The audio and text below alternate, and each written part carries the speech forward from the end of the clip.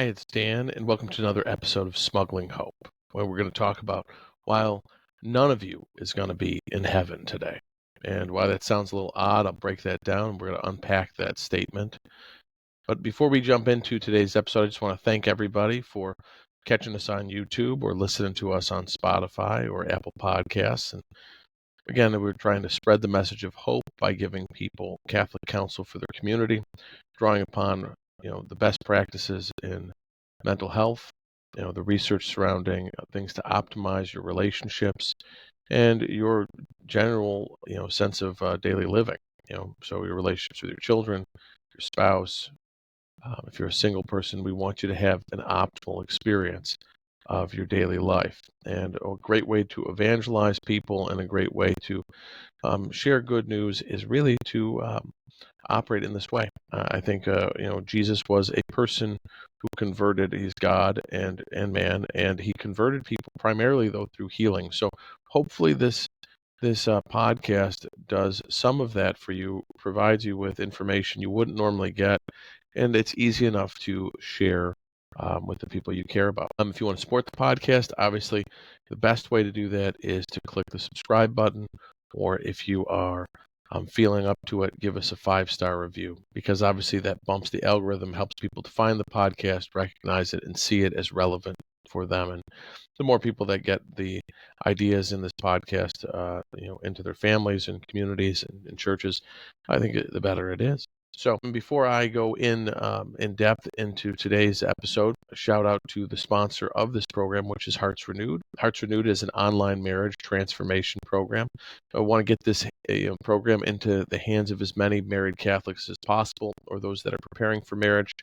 This is going to allow you to see Christ inside of yourself, your spouse, your children, give you the tools both from relationship science and Catholic theology, and our great tradition in the church have combined all of that so you can have conversations to design the family culture that you want, enhance the intimacy and the sexual life in your marriage. Believe it or not, we cover it all in there. And so if you can get your hands on the program right now, you can do that for $1 by just going to heartsrenew.org and using the coupon code RENEW1. And that'll give you access to the program for 7 days for $1.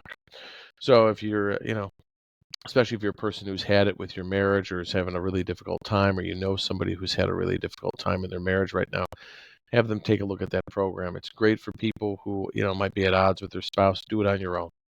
Some of the program, you can just do it on your own. But again, if you can spend a little bit of time, 20 minutes, sit together, watch a video and have, a couple of conversations. It takes a couple minutes, but it transforms the way you think about your marriage, the way you think about yourself, and turns conflict into connection. So check it out. So I'll leave it at that. Now back to the program. So today's title of the episode is Why None of You Will Be in Heaven. So this goes back to a old quip from Thomas Merton, who was a monk at the Abbey of Gethsemane in Kentucky, and he would have novices that would come to, because he was the novice master. Thomas Merton himself was really known as Father Lewis in the Abbey. He wasn't known as Thomas Merton, and obviously he's written copious amounts of books, and so you can look those up. Many people have enjoyed his writings. So when people would be sent to him as a novice, they would ask him about heaven and about the afterlife and different things like that. And the old joke was that after pestering, the novice master many times, a novice, wanted to know, well, tell me about heaven, Father Lewis, tell me about heaven.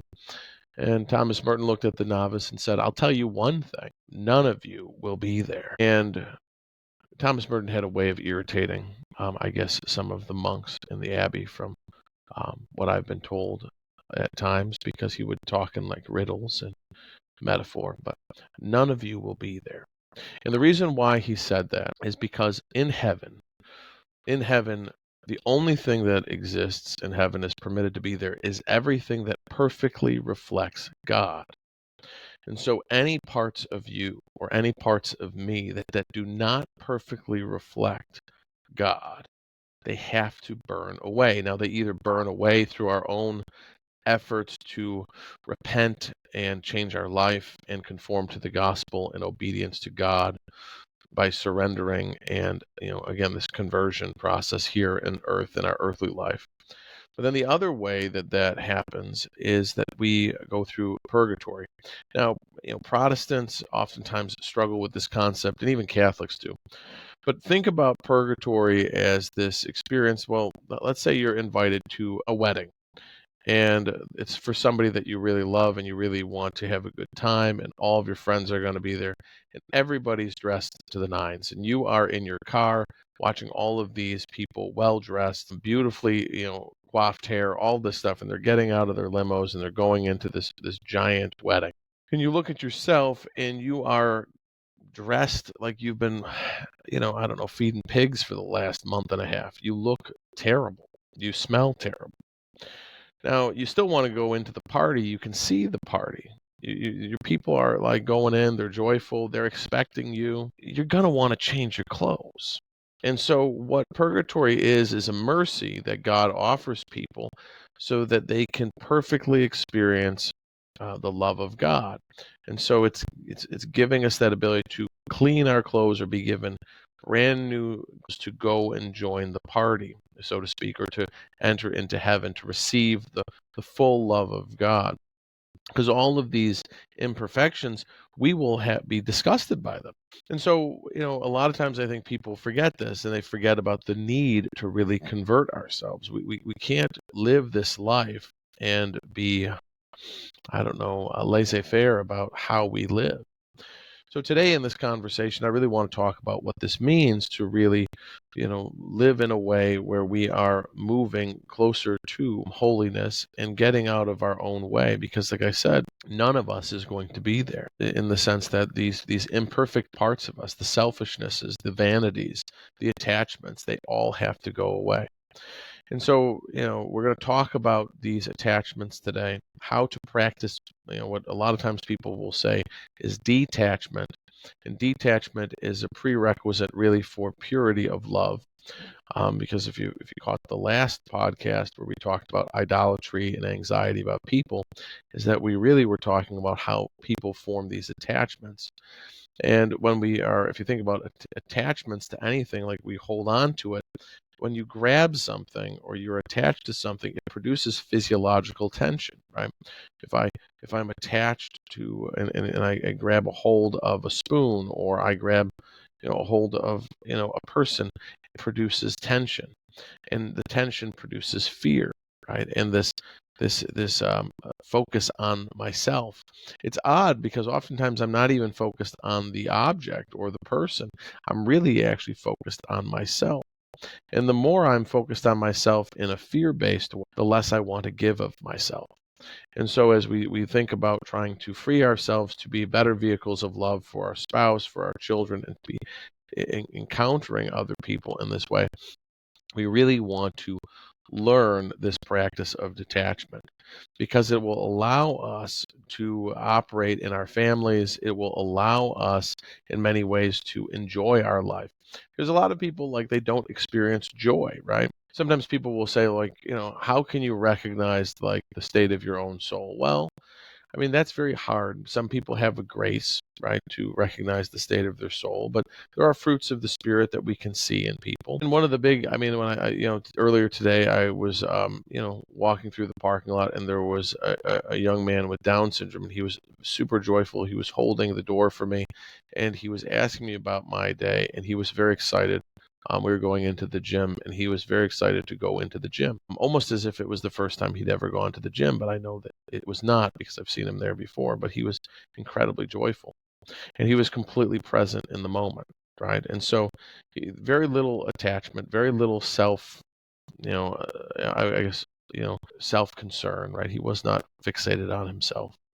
He was just full of joy and full of peace. And it's very hard to be around a person like that and feel like unwelcome or unwanted or afraid. Is very encouraging. Very excited. And people that have that ability, that closeness to God, right? Because they're very present. They're very, in the present moment. they're fountains of joy, and they reduce the fear in other people. So by practicing detachment, by looking, at ways to really see our life as a gift, we're going to start to promote more joy in our life, whether we're single, married, old, young, have little kids, have grown kids, are retired, are working full time, whatever the case, a student. But this detachment is a big deal. And this purgation, right?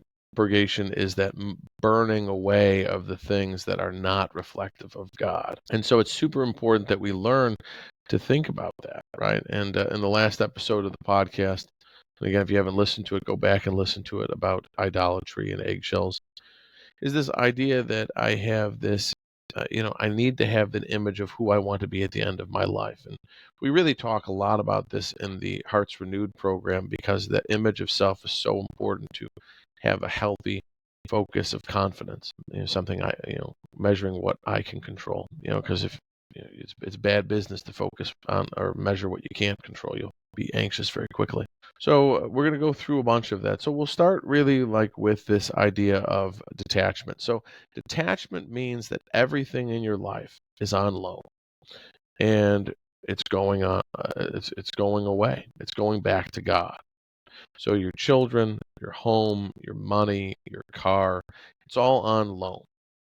And so, like in Catholicism, people struggle with, especially money. I think Christianity, people struggle a lot with money, because money is one of the easiest things to get attached to, right? Money is the easiest thing to get attached to, and, well, one of the most easy things to get attached to.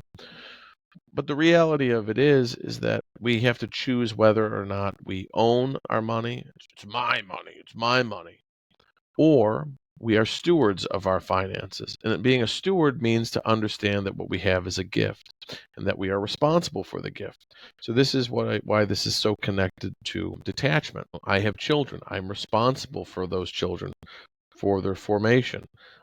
I have a wife. I am responsible for that relationship with my wife, to pray for my wife, for her to pray for me, to maintain a relationship where we are both moving towards God together. If we have children, all these things. But these relationships and these gifts that God gives us, which is our people, our money, our career, our intellect, our bodies, we need to figure out how to experience them as sacred. As they're sacred. They are temporary. We are temporal beings. And so what this does is, if we detach, we see that everything is going away, and we're not going to cling to anything. Buddhism has a lot of, I guess, conversations about this as well, about detachment, and in many ways as a way to escape the suffering of life. But, like, again, for Buddhism, where Buddhism ends, Christianity begins. We are to attach ourselves to the life of Christ and to pick up the cross. We don't avoid suffering. We let it transform us.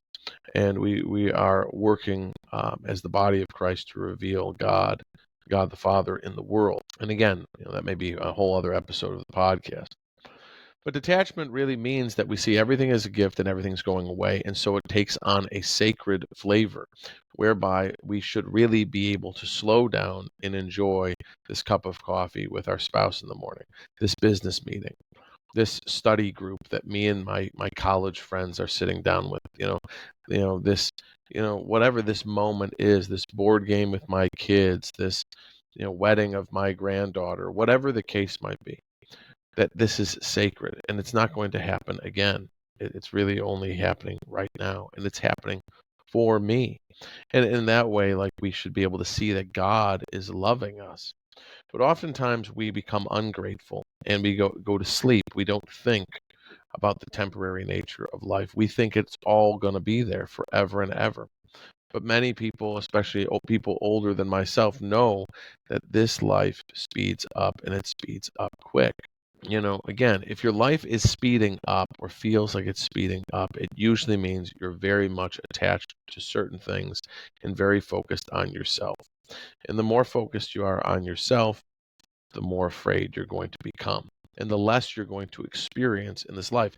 It's kind of like if I'm driving on the highway and I'm going 85, 90 miles an hour on the interstate, which maybe I shouldn't, I'm not going to really be able to recognize and see or remember the trees that I passed, the cars I passed, the people that may be on the road or at rest stops. It's just zoom, zoom, zoom, zoom, zoom. And that's how people operate. So when we practice detachment, there is the way to slow down. See what is of value. Everything that you're being given is a gift. And what that means is if it's a gift, I have to do things that are responsible towards that gift. I'm not going to take very bad care of my body if I understand that this is a gift. I don't want to beat my body up.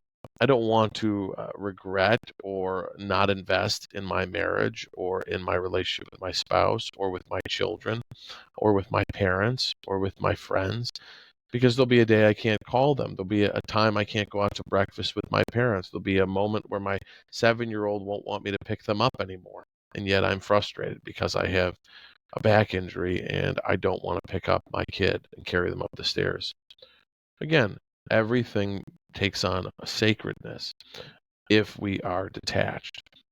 And with that, we are able to see and recognize how God is loving us. Now, why is this so important? The more I see how God is loving me, the easier it is for me to let go of things and be in that kind of state where I can let go of things. In Catholic speak, we would say that is that surrendering, right? We're permitting God to access these things, and we're saying, okay, you can have this. You can have control over my finances. You can have control over my fertility. You can have control over what happens with this relationship or the business or my college career or my ability to play baseball in high school or whatever the deal is. And so they really encourage people to see the things that they have as a gift. And that fosters gratitude, and the gratitude helps to stabilize the soil of humility in your soul so that you are able to move towards God, right? Because pride really is what gives us a real delay in being able to move towards God, because pride produces self-reliance and self-condemnation, right? This, we're fixated on ourselves in both poles, right? I'm a terrible person and a terrible sinner, and it's all about me. I've got to make myself holy. I've got to fix everything. I got to do everything. In reality, no. The spiritual life is done to you, right? As the Blessed Mother says, be it done to me according to your word. So we really have to follow her lead. And so this is kind of a very important, I think, revelation for us as people, is this practice of detachment. Because remember, when we die, everything that does not perfectly reflect God, it's not going to be there. It's going to be gone. Saint Charbel had this line, I think, and Charbel is greatly revered by the Muslims as well as the Catholics. I think his body is incorrupt and maybe in Lebanon. I don't know. I believe it is. But he has this line that, while you're on earth, the one thing that you really need to do is to pack your bags, and what you need to put in that bag for your trip home, when he means home, he means heaven, is love, because it's the only thing that you take with you.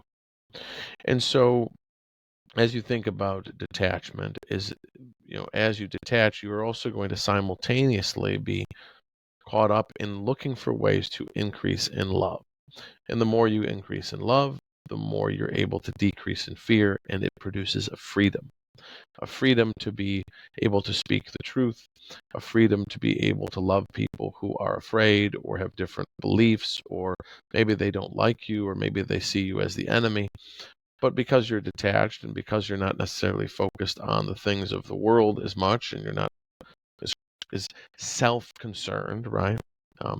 This intense self-concern about your stability and your security and your pleasure and blah, blah, blah, you're able to do what pleases God. And when we increase in love, the other cool part is then you fear hell less. I mean, it's not so because you start to experience more of the love of God and become assured that God loves you. Remember, like it's definitely good for people to be afraid of hell, because it's a real place, and from what I see and what the saints have said, is many people go there. And like right now, I feel like most people, at least in the United States, have no space for God. They're all wrapped up in themselves, politics, worldly success, their Instagram feed, where does God fit in? If you're comfortable, really, where does God fit in? If you're striving to get more comfortable, where does God fit in? And that's why you see a lot of the young people, especially, they have no space for God. They just want to do, and oftentimes they're consumed by all of this entertainment. I would say it's one of the great gods of this time, especially for younger people, is entertainment, because they're bored, trained to be irresponsible, and incredibly depressed and anxious because they don't know what they're supposed to be doing. So might as well just, be entertained. And obviously that's not what God wants. As Pope Benedict had said, we were not made for comfort. We were made for greatness. And yet we are still going in that direction, many of us. So again, if we are striving for, heaven, like it's important, obviously, that we recognize that there is a state of hell. And as St. John Chrysostom says, you go to hell the degree you go to yourself, and you go to heaven the degree you go to Jesus Christ. So that's why that's important. At the same time, though, once you're not going towards yourself, the more you go to Jesus Christ, the less you're going to keep focusing on hell all the time. Being afraid of hell is enough to keep you from going there, but it doesn't necessarily always give you a very joyful and full life while you're alive. And God wants us to have a full and joyful life, and He wants us to be able to do the will of God. And again, I don't want to make it. I don't want to go into discernment and the will of God and all of that, because that might be more of a scrupulous conversation. So detachment, if again, figure out what you need to detach from, figure out like what you cling to, what you're afraid of in this life. And all fear is fear of loss, as far as I can determine, right? Are you afraid of losing your control? Are you afraid of losing your people's respect in you? Are you afraid of losing your authority, your money, your lifestyle? Are you afraid of being uncomfortable, physically being in pain? I mean, what are you afraid of? And again, counterbalance that with all of the gifts that you're being given, because that will help you to operate in that way much more effectively. So again, super important. Now, the second component that we're talking about here then is this need for purgation. So purgation means being able to say no to yourself, so you can say yes, essentially, to God. And the need in the present moment, the need to serve the present moment above yourself. Sometimes that includes your spouse, your children, friends, family members, strangers, whatever. But there is this need to be able to deny yourself, right? As Jesus says, you have to deny yourself and carry your cross. Now, why is this so important? Well, because as I work on this purgation, as I I stopped fixating on myself. As one of my mentors used to say, you like yourself too much. When we like ourselves too much, we get afraid, like I said, and then we don't have a fullness of life. And we have a lot of anxieties and depressions. We also have a lot of loneliness, because we're always thinking about ourselves, and we're always thinking about what we don't have and what we're not experiencing. And we're worried about that we might never experience it again. We might never experience a romance. We might never experience like children. We might not never experience financial success. And so now we just, we're in the place of woulda, coulda, shouldas, and that's the past, and we get quite lonesome and depressed. So when we work on, this purgation, I guess a better way to view it is even like a self-possession or discipline. We start to create the space for God to operate more efficiently. And that allows us to move into greater depths of virtue. So it's a process, little by little. And so I think a lot of times people, they look at their life, and they look at their life that, that their, what we call it, their success spiritually, physically, whatever. They think these things are events. Your success in life, your success with your health goals, your success spiritually, your success in your marriage, in business, it's a process. It's a process, not an event.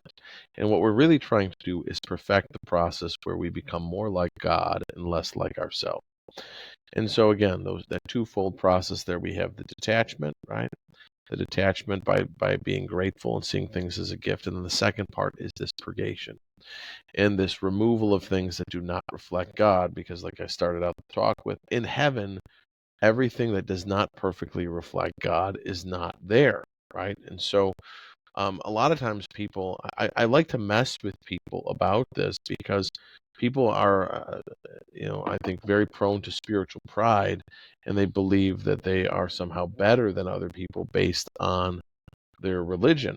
And in truth, in heaven, there is no, I mean, if you're a Catholic, as I'm a Catholic, well, the old joke is, well, how many Catholics are there in heaven? And the reality of it is that, there's no need for Catholicism in heaven because sacraments and the spiritual technology instituted by Christ in the church is for us to use that as a vehicle to prepare for heaven. But in heaven, like, you're perfectly united with God. There is no need for technology. Right? There's that technology of Catholicism is here. So same thing with Judaism, same thing with Islam. So this whole idea of what people practice, and this is the idea. I think a lot of people will say, like, well, you're Catholic, but are you practicing? I'll get people call me up and they want to be clients, and they'll be like, well, I heard you're Catholic, but are you practicing? And that's a unique question, right? Because what does that mean, right? And as a practicing, like, what does that mean? That means a lot of different things to a lot of different people. And I think a lot of times, it can be misleading because there are people that go to church, and there are people that go to church, but going to church, they do not dispose themselves really, to have that experience of church, going and receiving the Eucharist to really operate in their life, right? They still cling to things. Many people are in a state of mortal sin when they receive the Eucharist. Again, I'm not saying that as a judgment so much as I mean, this is been a concern. I mean, the Blessed Mother has brought this up at Fatima, to the children, that God is so much offended. He doesn't want us to be receiving him unworthily. He wants us to have the perfect state, or as much of a perfect state as possible, so that, just like a seed that is planted and watered and given sunlight, that it can grow, that the love from the sacraments grow in our life. And so this purgation is what allows us really to create that soil for God's graces through the sacraments to permeate our life, so that we can grow in holiness, so that we increase in love and reflect more and more of God in the world. And as we reflect God, people have to think about God and spiritual realities. And that is why we say that holiness is the most attractive factor. And when I say attractiveness, and maybe I've said it on this podcast, I know when I talk to people or speak at things, I'm clear about this, is attractiveness does not mean that people just magically fall in love with you, or you have evangelized them because you're so attractive. No, it means that your way of living, your integrity, your way to try to live consistently with the gospel and who God is, makes people think about the way they're living, and makes them have to either justify the way that they're living, because they kind of shell up, and so they shell up, and they justify, well, this is why I do this and this is why I do that. Or they're attracted and they start to move, for whatever reason, they start to move to be curious about Christ, or be curious about why you do what you do, or how come you have this family, or how come you have joy, or how come you seem like you have peace, or you're not upset when everybody else was upset. And that's the important thing, right? They want to know, like why you're different, and so, and again, right now is a great time in the world because there are people who believe that they are God, right? That is really the one group of people. There's a whole group of people, a huge umbrella of people that believe that they are God. They make decisions about what is correct, and they make decisions about what is moral, and they make decisions about science and reality. The Truth and Reality Committee. I think that maybe we have one in America today. I have no idea. It wouldn't surprise me. And then there are people who are those that have the humility to recognize they are not God, and they have higher principles than just themselves and their lust for power or pleasure, or to satisfy their whatever appetite they have. And that's where we're at, right? And again, regardless of what religious flag they fly, there are people, I mean, heck, the president of the United States today is, constantly saying that he's Catholic. I mean, multiple people, that are identified as very corrupt and anti-Catholic figures also align in a public level of confusion that they are publicly Catholic. I'm Catholic, and I believe in all of these things that are not Catholic or are straight up anti-God, anti-like peace, anti anything. They're just really all about the self and the promotion of power and manipulation of people. And so again, if we are really, cultivating this purgation, we're going to be able to have the ability to convert ourselves and to reflect a better representation to the world about like what God is about. And a great way to kind of cultivate this is through positive disciplines and negative disciplines. So positive disciplines are things that are the addition of certain things, right? So a positive discipline could be like daily scripture reading or exercise or time with your spouse or reading a book. But it's something that you make yourself do that's good for you. That's a positive discipline. And that allows you to feel loved. And if you're a spiritually dry person who doesn't feel close to God or doubts that God exists, oftentimes you're not doing things that are loving, or you're not connected to things that make you feel loved, because you're very unkind to yourself. You don't give yourself the ability to rest. You don't take care of your physical body. You don't go to the gym, or you don't eat healthy foods, or you don't sleep enough, or I mean, there's a lot of ways to be unkind to yourself. Sometimes like we get confused. We think that pleasure seeking is being kind to yourself, right?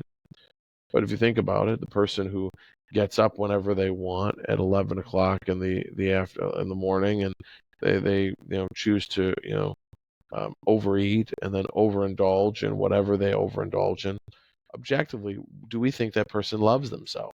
Now they're hundreds of pounds overweight, don't leave the house, don't leave their home, don't spend time with and socialize with other people. Does that person love themselves? And the answer is, objectively, we could say like that person probably really they don't love themselves. And so now all of a sudden they're going to have psychological issues.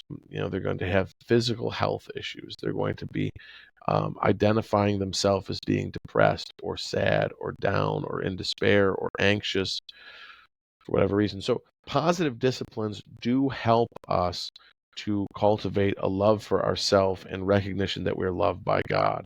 But if we don't do things that are loving for ourselves, we're not really going to, it's going to be very hard for us to understand spiritual principles and to believe that God loves us. It's a lot easier to kind of believe that God has abandoned us and that life is pointless and it's miserable and drudgery and I better entertain myself some more. It's also hard to have hope for a state of heaven because you're not going to be experiencing much joy, right? A back step for a second. Positive disciplines enhance joy because it helps move us closer to people who love ourselves. The other thing that it helps with joy is the persistent cultivation of gratitude, because gratitude sets the stage for us to experience joy. So from a psychological lens, gratitude is a passive state. You could right now list off 100 things you're grateful for. It'd probably take you time, but you could do it. Joy is different. Joy is an active thing. St. John says joy is a choice. Choose joy. But joy is the ability to choose to receive the present moment, with love. Most of the time, we as human beings experience the present moment through judgment. We're like, well, this isn't what I want to do. I'm waiting for the next thing. I can't wait till I'm done with my work day. I can't wait till me and my spouse have a moment alone. I can't wait till this kid is down for a nap. I can't wait till I'm done with college. I can't wait till I'm done and past my boards. I can't wait till I get my apartment, till I move out from my parents' house, till I graduate high school, graduate college, get married, on and on and on and on and on. So we're not experiencing the present moment with love. We're experiencing it many times with judgment. So the positive disciplines increase our ability to receive more of these moments because we are more relaxed, because we're more trusting that God loves us. Why? Well, because we're living consistently with that image of love towards ourselves. And again, going back to that conversation about detachment, is this idea that this ability to have this state of gratitude for our life. These things are greatly helpful for our brain. There's a lot of research, obviously, that these things produce positive emotional states to the brain. And positive emotions allow us to make a lot of connections that we can't access when we're solving, when we're actively critical or actively solving problems. So it's almost as if we need positive emotions to turn the lights on in our brain so that we can see all the ways to connect and resources that we have, so that we're relaxed and we can move in unity in our life.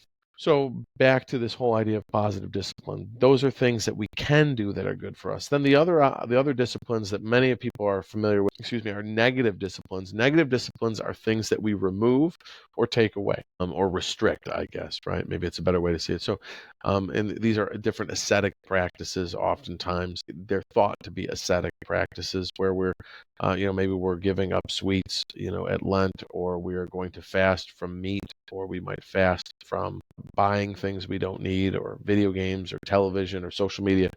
So we take things that are pleasurable and we say, no, I'm not going to feed that appetite. And what this does is it gives us a greater, when we starve an appetite for something that's pleasurable, it doesn't diminish the intensity of it. It actually enhances our sensitization because we desire it. It increases the desire, and then the satisfaction increases. It's kind of like on Thanksgiving. Most of us are not going to eat and overeat for breakfast and overeat for lunch if we're preparing to eat Thanksgiving Day dinner, right? If we want to enjoy our Thanksgiving Day meal and experience all of the prepared foods that people are bringing from all over our family, or your spouse or your mother or your family is producing, you're really going to eat small meals earlier in the day because you're going to want to make sure you're empty so that you can receive that enjoyment.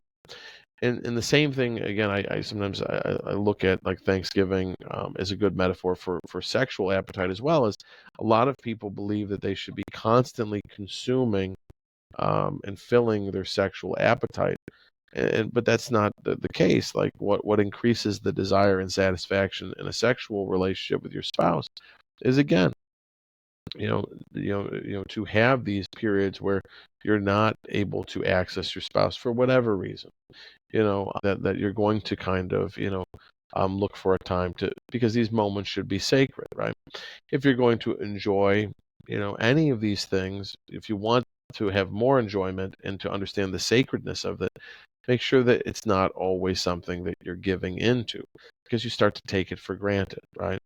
And so, again, in the case of sex, we talk about it and engage in it, especially the younger culture, of the hookup culture, and people that are just, very much awash in sexuality. They talk about it and act like they're doing it all the time, but they're not very fulfilled at all. That's clear in the research, right?